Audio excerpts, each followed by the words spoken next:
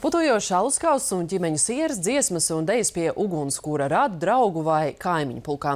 Līgo svētkus ar prieku gaida arī kāds pāris no Libānas. Viņa dēls Latvijā dzīvo jau vairāk nekā 20 gadus, un vasaras saulgrieži tagad ir svētki arī viņa vecākiem. Ar Ikram un Abed Abu Meri tikās Madara Līcīte. Ārsta Hosam Abu Meri vecāki Latvijā cenšas ciemoties ik gadu. Līgo svētki ir kļuvuši arī viņiem par gaidītiem, jo dzimtenē saulgriežus nesvin. Latvijas skaistā daba rada vēl lielāku svētku sajūtu. Man pie jums patīk viss, izņemot to, ka tik bieži līst lietus un kožodi.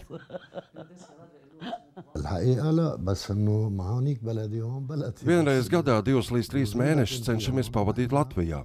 Šeit ir ļoti jauki, taču pavisam mēs Latvijā nevarētu dzīvot, jo lielākā daļa mūsu ģimenes dzīvo Libānā. Abu Meri pāris atzīst, ka pirms 21 gada dēlu studēt uz tolaik vēl maz zināmo valsti laiduši ar bažām. Tagad viņi priecājas par pārmaiņām, kādas Latvijā notiek ik gadu.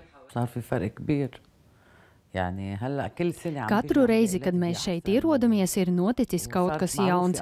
Kaut vai sakopts kāds dārzs vai uzbūvēta māja. Pārmaiņas norit ļoti strauji. Latvijā ir brīnišķīga kultūra un cilvēki. Ja kāds šeit grib integrēties, tad es aicinu viņu mācīties no libāņiem. Mēs esam daudz kur plašajā pasaulē, piemēram, Amerikā.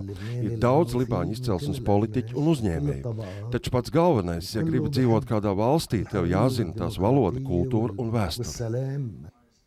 Abi atzīst, ka Līgo vakarā visvairāk priecājas par mūsu sieru un maizi. Tāda nav nekur citur, tāpat kā Līgo dziesmas. Madara Līcīte, Ivans Milovs, Latvijas televīzija.